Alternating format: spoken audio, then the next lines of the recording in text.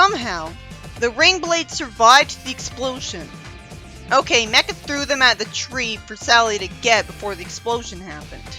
And she was lucky they were thrown early enough that the explosion wasn't big enough to destroy them anyways.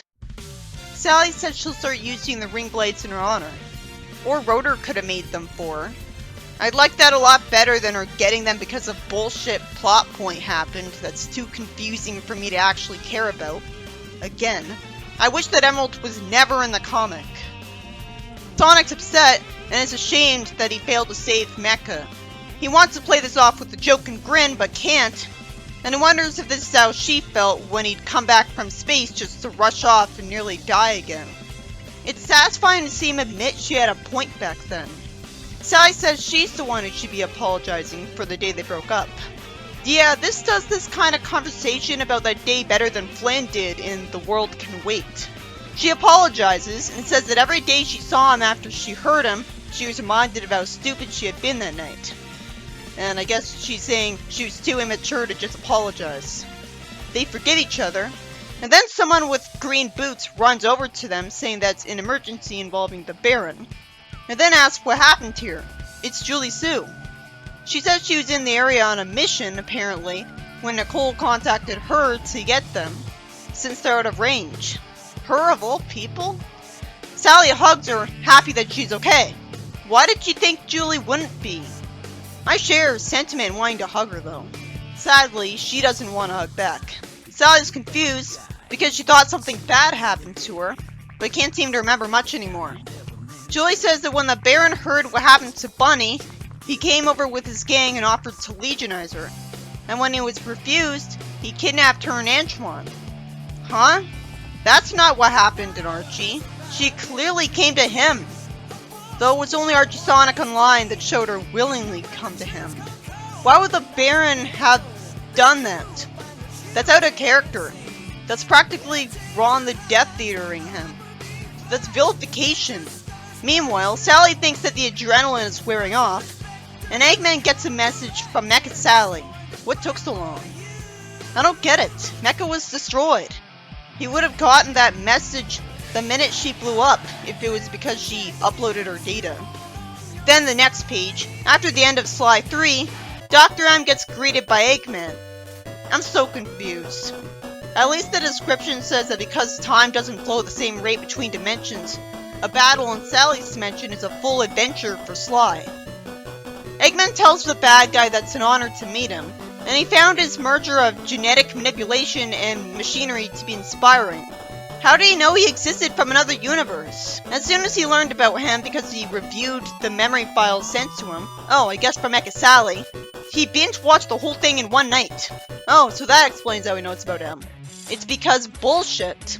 Because somehow Mecha Sally got Sally's memories.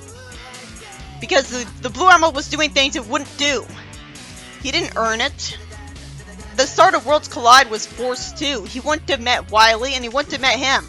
It also included his research on dimensional travel, probably from Sally reading his reports, even if she couldn't understand them. Except he would already know how to do dimensional travel, because even if he isn't Robotnik Prime, who went to Scourge's world, he went to Sonic's world from his own world, so he already knows dimensional travel by this point. So he was able to replicate his research and come to his reality. How would Dr. M know its exact dimension, so that Eggman would know exactly how to go to his dimension from his own? I mean, Dr. M never went to Sonic's dimension. Well, whatever. I guess I'm supposed to believe Dr. M slapped Eggman to interrupt him, because he thinks that he talks too much. He'd be more self-aware if he was pointing out that Dr. M was the chatty one. He asks what happens to his Bolt, and Eggman doesn't punish the guy for slapping him or anything. What is this, AOSDH? He really, really wants to work with them. You'd think an arrogant guy like Eggman would think that he doesn't need Dr. M, because they're both inventors, so Dr. M is worthless to him.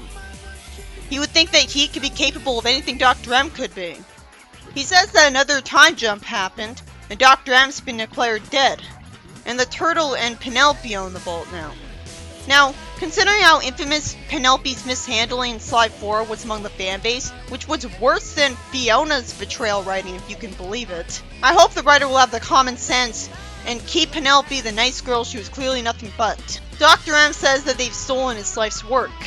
Eggman says that if they team up, not only could he get his vault back, but they could be the rulers of both worlds.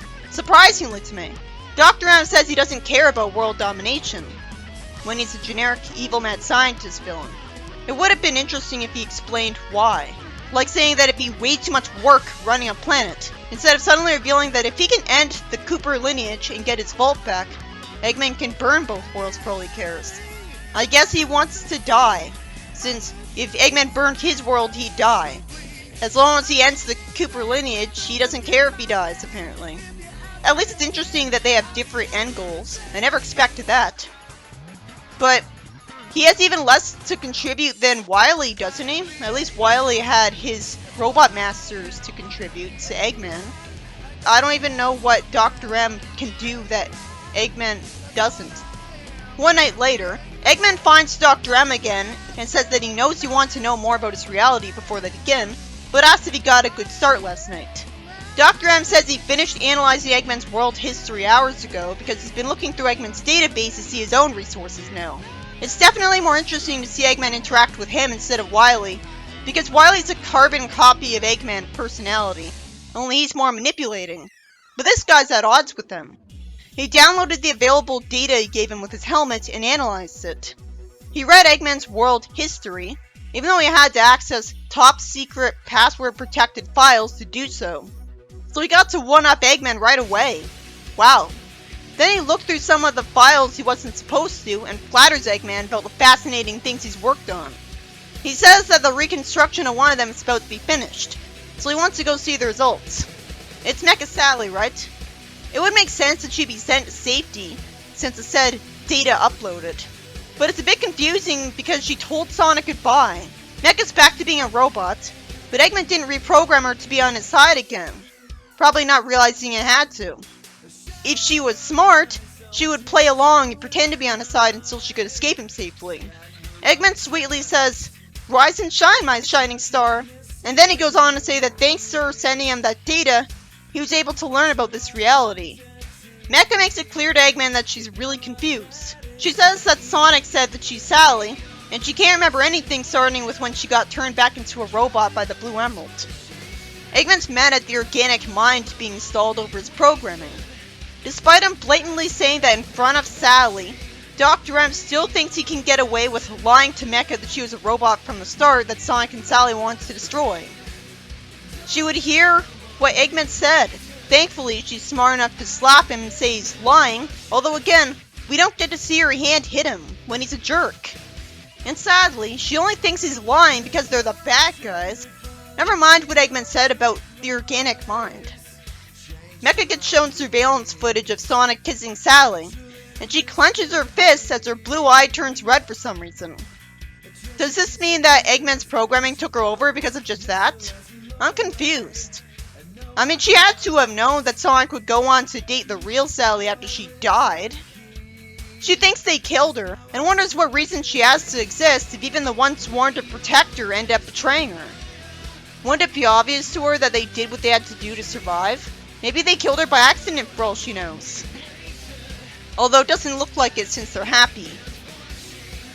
I mean, why would they be happily kissing after they were mourning her? I mean, Sonic was mourning her. I mean, they did get over it pretty fast. Of course she'd be mad about it. She's opposed to the idea of getting revenge on them. Then the red eye thing meant nothing? It would have actually made more sense to me if she did get re-brainwashed from the heartbreak. She could have been programmed that way by Dr. M. It does make sense that she'd be upset that Sonic isn't dating her anymore. But what did she expect? After making it obvious that he's evil, Dr. M then acts polite to her, saying that she'll be allowed to rest and move forwards later. Eggman doesn't get how this all happened.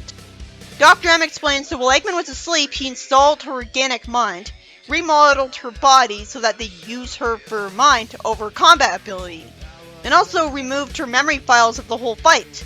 Unfortunately, at least tries to explain that she'll be a much more useful tool to them if she wants them dead as much as they do.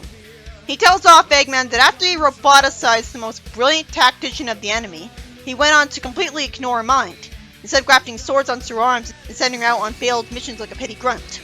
He has kind of a point, but I think that's exaggerating. He did use her mind when he took her advice to, rather than carpet bomb Lupe's country, divide and conquer instead. Like, kidnap the leaders. That might have been the only time he took her advice though. But she did use her mind when she tried to manipulate Amy because she said, well, if I died, then you'd have Sonic to yourself. It's not like her mind was never used. It's surprising that Eggman will keep putting up with them after he went behind his back and did that. It's obvious Mecha's not evil at this point, so it would be smarter to just have her programmed to be loyal to Eggman. I mean, surely she would have gotten attached to more than just Sonic. So she was sad that Sonic broke up with her. You'd think she'd miss the rest of Sonic's friends too, and not betray them too. She has nothing against them. Then Dr. M tells Eggman to not let Mecha know about the bomb he was smart enough to put in her body, because he'd rather her know only after he's detonated it. Maybe his logic is that if she knew about the bomb, she could just go to someone like Rotor and ask them to remove it. Then they see a robot, who's apparently known Dr. M for some time. Eggman says that the guy's new body has finally been completed. He says that he said Dr. M was the first organic transfer, but not the first entirely. Then surprisingly, it cuts ahead to 30 years into the future on Mobius. Oh, but sadly it goes off of what Flynn wrote instead of resolving that confusing cliffhanger where Sonic traveled into the past and Lara Sue vanished for no reason. We're not being told why she vanished, so that destroys the appeal. Rotor says their dimension is being threatened with destruction by entities from another dimension entering it. That's stupid. Again, just like in 25 years later, if that alone could destroy a dimension, a lot of dimensions would have been destroyed already a long time ago, including Sonic's. Like the Zone Cops, for example, probably do the majority of it. Rotor says that if his dimension collapses, all of the other dimensions could too. That's dumb. Sonic wants to travel back in time, even though he'd lose his family again. And after that stupidity, Lara Sue wants to be the one to fix things this time. Maybe she should have done that in the first place instead of Sonic. But I can understand Knuckles being protective of his daughter. Like, what would be the point of having a brand new guardian daughter just to send her back in time? We see Sly question Carmelita on the fact that she's wearing a new outfit. And she doesn't really tell him why. He's pretending to have amnesia and working with her as a fellow cop. Well, somehow none of the other cops are gonna arrest him for his past. Just because Carmelita doesn't want to. We see Sally at the hospital because she was hurt earlier. And Sonic's told that she'll need a few days of sleeping a lot to finally heal up. Then it turns out his leg is hurt too. That would make sense because of the fall he took. But he was standing up perfectly fine to kiss her before. He never acted like his leg was in pain. When Sonic got his leg injured in Sonic Boom, he wasn't able to hide it at all. Dr. M asks Eggman why some of his robots are nearly invincible except for select areas that even Eggman labels as weak points. Eggman doesn't get a chance to respond, as he's told that his robots often reveal their power sources in order to attack, which I can only think of the Tails doll's giant form doing. Eggman says the necessary hand wave that's all part of the game, because it'd be too easy to beat Sonic if he went all out, so bad robot designs let him have more fun with them. It is preposterous of him, but at least it's an explanation to explain something very important. He's a genius, but genius could easily get overruled by emotion-based decision-making like that. Like really bad emotion-based decision-making. If he wanted to have fun, he could start playing video games. I like that Mecha's called Metal Cell instead. She's asked what she thinks of this, and says nervously that it's nice to give the enemy a fighting chance. I'm still wondering why she's staying with the bad guys instead of slipping out and going to New Metropolis. But she has every reason to think that people would try to kill her the first chance they'd see her. Eggman says Mecha Sally proved more useful. Then Snively shows up. Why isn't he trapped in the animal capsule for months? We need to be told the explanation up front immediately. Otherwise, it just looks like the writer forgot. This is taking place post-Mecha Sally arc. Or is he a clone? Or a robot? Why would you not explain why you're pushing the reset button on him? It's explained that he was checking out strange energy readings in the middle of nowhere, and it turns out it was nothing. It would be really confusing if it was nothing. Because then why would the energy readings even show up?